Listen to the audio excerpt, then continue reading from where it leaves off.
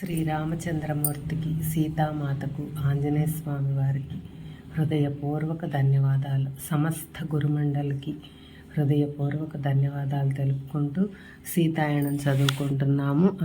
సీతాయనంలో త్రేతాయుగంలో శ్రీరాముడు, సీతామాత మానవ పరిమాణపు ప్రతి దశలోనూ గొప్ప ప్రేమను వాస్తీకరించిన సాక్షాత్కారం పొందిన వారు ఉన్నారు. అయితే గత ఆవరణ త్రేతాయుగంలో మానవాళి ఆధ్యాత్మిక దర్శనం బలహీనపడుతున్నప్పుడు మానవ సమాజంలో ధర్మాన్ని పునాదిగా ఏర్పరచటానికి ఈ ప్రేమ మరింతగా వాస్తవీకరించవలసిన అవసరం ఏర్పడింది. అప్పుడు ఆ కాలంలో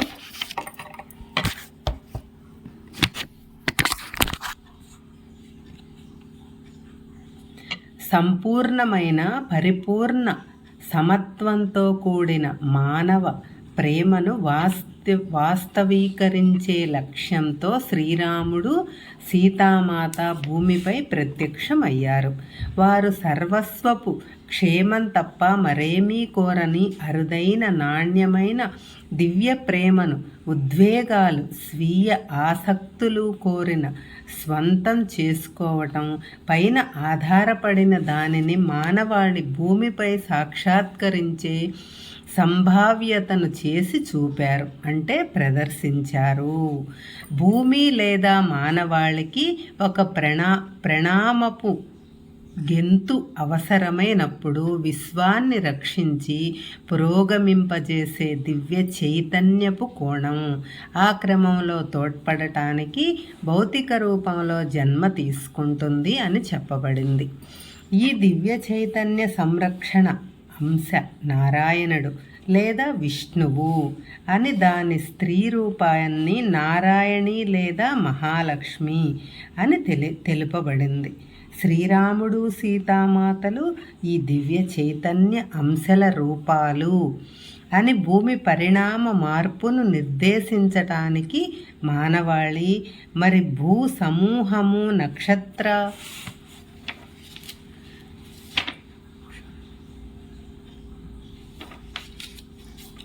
కేంద్ర అయస్కాంతం నుంచి దూరంగా ఉన్న యాత్రలో దర్శించబోయే నూతన నాగరికత వ్రేళ్ళూనుకోవటానికై జన్మ తీసుకున్నారు అని సాంప్రదాయం తెలుపుతుంది. సీత భూమి లేదా సీత లోకం అనే దానిలో నేను చిక్కుకొని ఉన్న నెలలలో శ్రీరాముడు మరి సీతామాతల భూమి మీద ఉన్న కాలంలో ప్రకృతి లోకం అంతగా కల్లోలానికి గురి అవ్వకుండా మానవ సమూహాలు భూమిపైన ఉన్న ఇతర జీవులతో కొంత ఐక్యతతోనే జీవించేది. అయితే మానవ జనాభా పెరిగి తన భూభాగాన్ని విస్తరించుకుంటుండటంతో ఇది మారుతూ సహజ పదార్థాలు కోల్పోబడి జనక మహారాజు వ్యవసాయాన్ని చేపట్టడానికి అవసరాన్ని గుర్తించారు. నేను జనక మహారాజు పట్ల ప్రగాఢ గౌరవాన్ని పెంపొందించుకొని ఆయన చేపట్టిన ఉన్నత కార్యక్రమాలను తగిన గుర్తింపు పొందలేదు అనుకునేదాన్ని. మన నాగరికతకు అవసరమైన నమూనాలతో కొన్నింటిని ఆయనే ఏర్పరిచారు. తరువాత వాటిని శ్రీరాముడు ప్రాచుర్యంలోకి తెచ్చారు. మిథిలలో ప్రారంభించబడినవి అయోధ్యలో పెంపొందించబడ్డాయి. జనక మహారాజు పట్ల శ్రీరామునికి గల కృతజ్ఞత గౌరవాలు నన్నెంతో కదిలించాయి. అయోధ్య మిథిలల మధ్య వివాహానికి గల గాఢ అర్థం స్పష్టమైంది. నాగరికత వికాసానికై అయోధ్య శక్తి సామర్థ్యాలు మిథిలలోని జ్ఞాన వివేకాలతో ఏకమైతే ధర్మంపై ఆధారపడిన సమాజం స్థాపింపబడుతుంది. సీతామాత మిథిలలో గ్రహించిన జ్ఞానమంతా అయోధ్య అభివృద్ధిలో నిర్దేశత్వం చేసింది.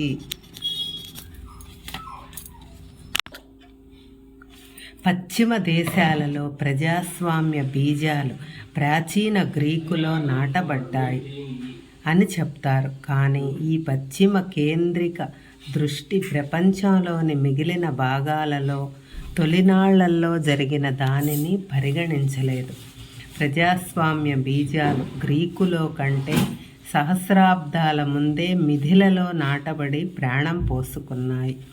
అందువలననే ఆధునిక భారతదేశం ప్రపంచంలోనే అతిపెద్ద ప్రజాస్వామ్యంగా శక్తివంతంగా విరాజిల్లుతోంది.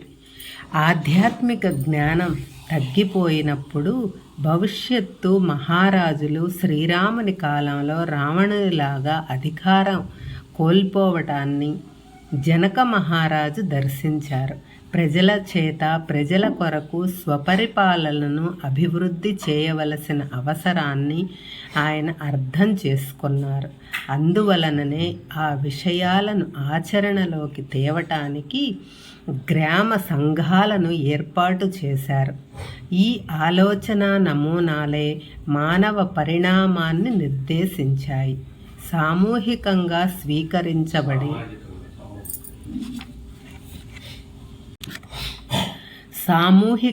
స్వీకరించబడి మరింత పరిణితి చెందిన జీవ రూపాలకు దారితీసే ప్రయోజనకర ఆలోచన నమూనాలను ఏర్పరచటం అవతార మూర్తుల మరి గొప్ప అధినేతల పాత్రలలో ఒకానొకటి. చరిత్ర యొక్క ఆ స్థితిలో అంతరావ బోధా నైపుణ్యం తగ్గి హేతువాదం పెరగటం నేను కూడా గమనించాను. మానవాళి బయటవైపు కేంద్రీకరించే కొద్దీ అంతర్లోకాలతో బంధం బలహీనపడింది.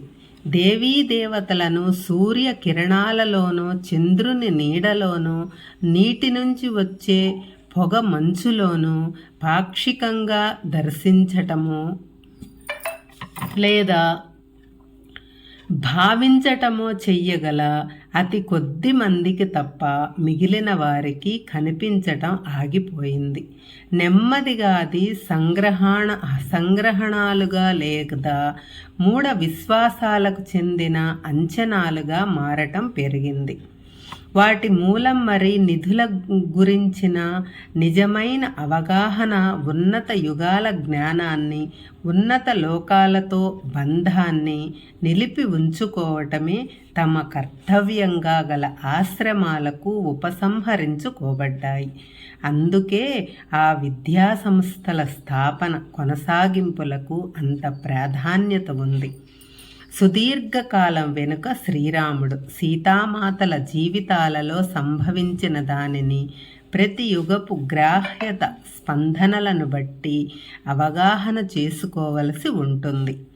ఆ కథలను ఘనీభవించిన కాల దృష్టితో చెప్పకూడదు. మారుతున్న మానవ పరిస్థితులకు అనుగుణంగా సజీవ రూపాలలో మాట్లాడుతున్నట్లు ఉండాలి. మనం బాహ్య విషయాలనే కాక అంతర్ విషయాలను కూడా అర్థం చేసుకొని అదృశ్య తలాలలో ఏం సంభవించటం వలన ఈ బాహ్య చర్యలు వ్యక్తీకరించబడ్డాయో తెలుసుకోగలగాలి. అది ప్రగాఢ బోధన. ఈ చారిత్రక కథ యొక్క అనేక కథనాలు శ్రీరాముని బాహ్య విజయాల గురించి తెలియజేస్తాయి తప్ప శ్రీరాముడు సీతామాతల నిజంగా చేసినది, వారు మానవ మనస్సులు హృదయాల పరిణామాన్ని నిరంతరంగా నిర్దేశించటం కొనసాగిస్తున్నారన్నది వెలుగులోకి రాలేదు. నారాయణుల అవతారాలుగా సృష్టిని సంరక్షించటం, బాహ్య అంతర్లోకాలను వికసింపచేయటానికి తోడ్పడటం, వాటి స్వీయ వినాశనాల నుంచి నిరోధించటం, సృష్టి యొక్క దివ్య శక్తుల సమన్వయ సమ్మేళనం బ్రహ్మాణి రూపాంతరీకరణ శివపార్వతీలోనూ తోడ్పడటం వారి ముఖ్య బాధ్యత కనుక వారికి మానవ రూపం ఉన్నా లేకపోయినా వారి ఉనికి నిరంతరం కొనసాగుతూనే ఉంటుంది. మాత సందేశం. ఇప్పుడు మనం కూడా ఒక యుగం నుంచి మరొక యుగానికి మార్పు చెందే కాలంలో ఉన్నాము కనుక శ్రీరాముడు సీతామాతల కథనం ప్రత్యేక ప్రాముఖ్యత సంచరించుకుంది. మానవాళి అంతర్లోకాల పట్ల ఎరుకను, వాటిని చేరే మార్గాన్ని కోల్పోతున్నప్పుడు బాహ్యతతోనూ పదార్థ ప్రపంచపు అభివృద్ధితోనూ వెల్లువెత్తబడే రోజులు మానవాళి ముందుకు రావటం మొదలైనప్పుడు వారు ధర్మం గురించిన జ్ఞానాన్ని సంరక్షించటంలో తోడ్పడటానికై భూమిపై ప్రత్యక్షమయ్యారు. మనం సమకాలీన ప్రపంచంలో ఈ కాలంలో మన భౌతిక పర్యావరణాన్ని వినాశనానికి చేరువ చేసిన దశలో మనం ఇప్పుడు అంతర్క్షేత్రంతో తిరిగి అనుసంధానం పొందాలి. ఈ అసమతుల్యతను సరిచేయటానికి బాహ్య అంతర్లోకాల మధ్య మనం వారధి నిర్మించాలి. సీతామాత యొక్క అత్యవసర సందేశాలలో ముఖ్యమైనది భూమి పట్ల, దానిపైన గల సర్వజీవుల పట్ల ప్రేమను కలిగి ఉండటం. ఈ ప్రేమ ద్వారా మనం మన ప్రపంచాన్ని కేవలం భూమికే కాక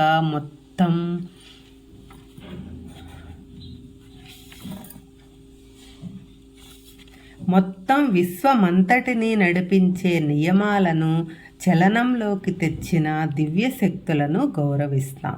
ఇప్పుడు మనం పరస్పరానుసంధానత, మరి పరస్పరాధారిత వంటి సంచలన పదాలు వినటం సర్వసాధారణం అయ్యింది.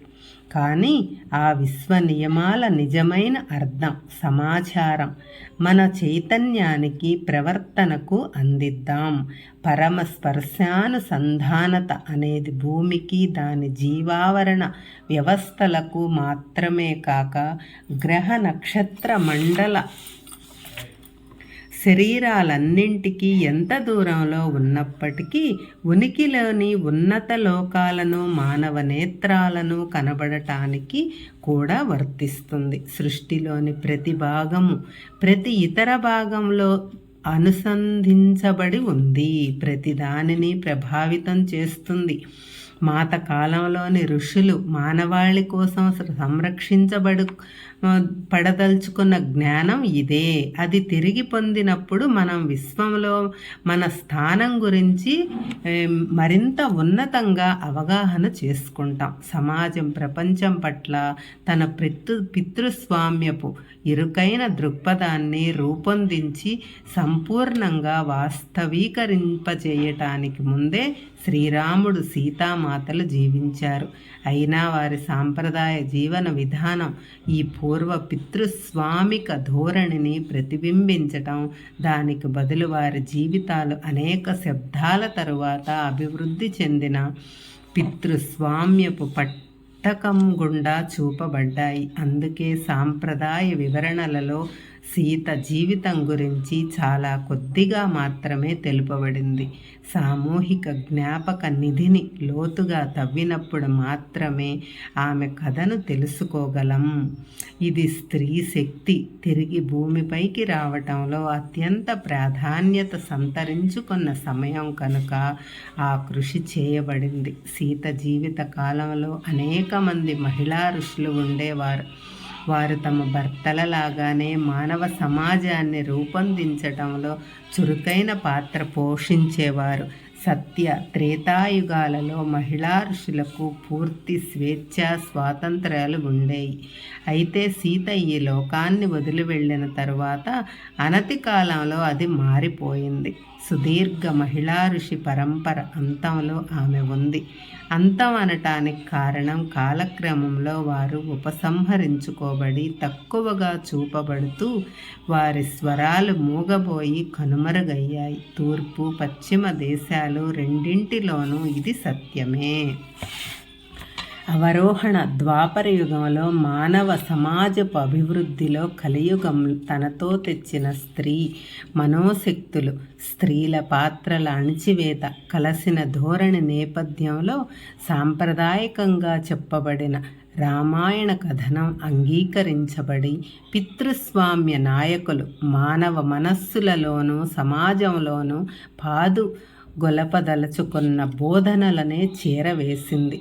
సీత కథను అనుభూతి చెందటము, మన కోసం ఆమె సందేశం తీసుకోవటాలలో నేను ప్రగాఢానందం పొందటము ఉన్నత జ్ఞాపకాల వలననే జరిగింది. ప్రపంచంలో అందరికీ తూర్పు, పశ్చిమ, ఉత్తర, దక్షిణ వాసులకు, స్త్రీలు మరి పురుషులకు ఎంతో ముఖ్యమైనది ఇది. ఈ కలియుగంలో ప్రపంచం ధోరణి మన ఆలోచనలను మలిచి మన అచేతన మానసంలోకి అనేక సూక్ష్మ మార్గాలలో ప్రగాఢంగా చొచ్చుకుపోయింది. దాని నుంచి విడుదల పొందటానికి మనం ఎంతో ఇబ్బంది పడుతున్నాము. జై శ్రీరామ్.